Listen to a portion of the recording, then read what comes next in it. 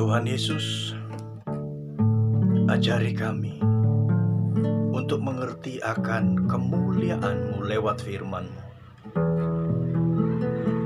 Buat kami sadar bahwa Engkaulah yang paling terindah dalam kehidupan kami.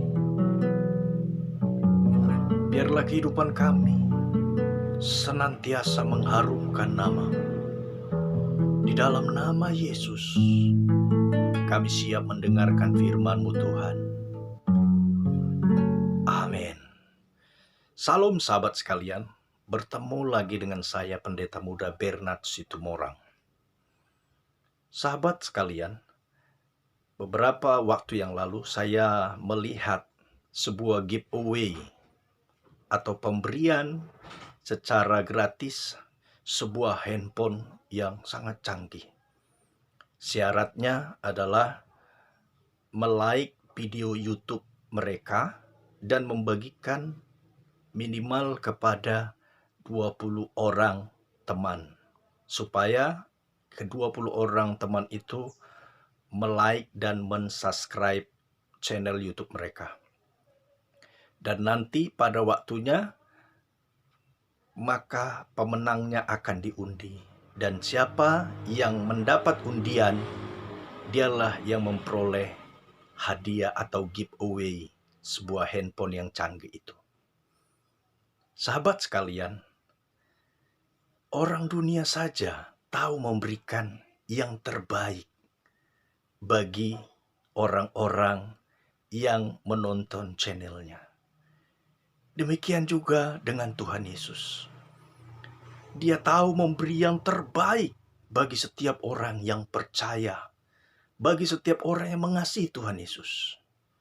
Kita buka dalam Matius 11 ayat yang ke-28. Marilah kepadaku semua yang letih lesu dan berbeban berat. Aku akan memberi kelegaan kepadamu.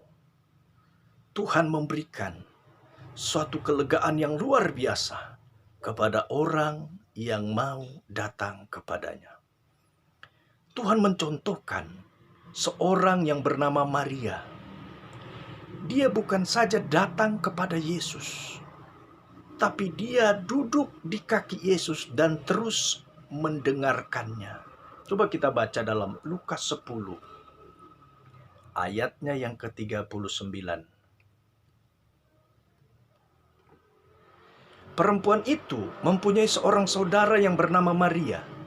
Maria ini duduk dekat kaki Tuhan dan terus mendengarkan perkataannya.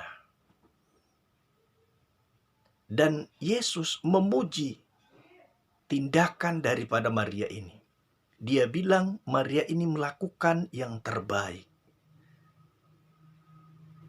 Dan lihat hadiah yang diberikan Yesus. Luar biasa. Kita baca dalam Yohanes pasal yang ke-12 ayat yang pertama sampai dengan yang ketiga.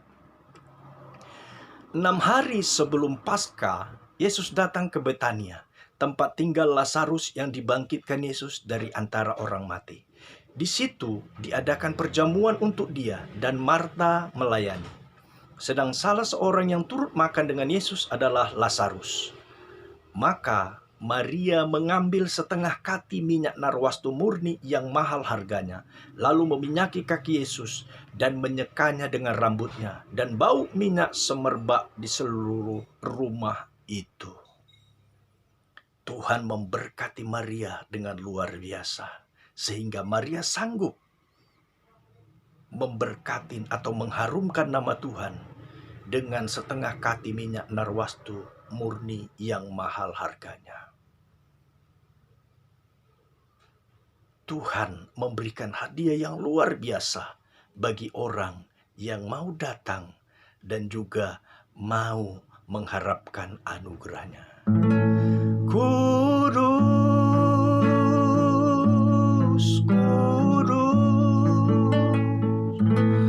Kau Allahku Maha Kuasa.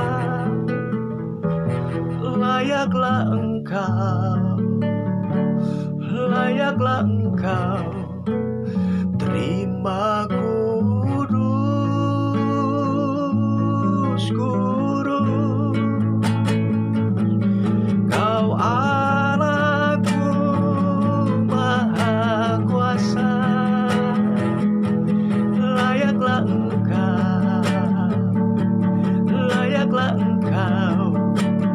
terima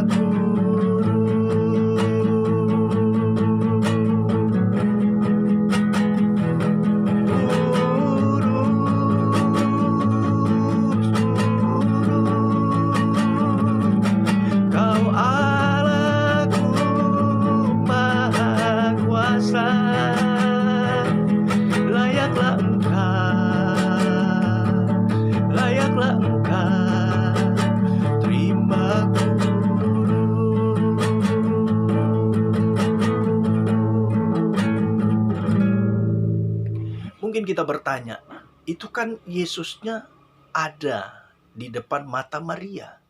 Bagaimana dengan saat ini kita nggak melihat Yesus secara pribadi? Bagaimana caranya kita datang kepada Yesus? Nah, untuk itu, mari kita lihat dalam Yohanes pasal yang ke-16. Ayatnya yang ke-23 sampai 24. Dan pada hari itu, kamu tidak akan menanyakan apa-apa kepadaku. Aku berkata kepadamu, sesungguhnya segala sesuatu yang kamu minta kepada Bapa akan diberikannya kepadamu dalam namaku. Sampai sekarang, kamu belum meminta sesuatu pun dalam namaku. Mintalah, maka kamu akan menerima, supaya penuhlah sukacitamu. Minta di dalam nama Tuhan Yesus. Jadi kita datang kepada Tuhan dalam doa di dalam nama Tuhan Yesus. Kasih Yesus sungguh indah di dalam hidupku ini, sungguh manis, lebih manis hidup bersama Yesus. Yesus, nama Yesus, pujilah Dia, kasih-Nya kepada saya sampai selama-lamanya. Yesus, nama Yesus, pujilah Dia, kasih-Nya kepada saya sampai selama-lamanya. Luar biasa kuasa Tuhan Yesus. Kita akan melihat satu kisah yang ajaib dalam Kisah Para Rasul 16 ayat yang ke-27.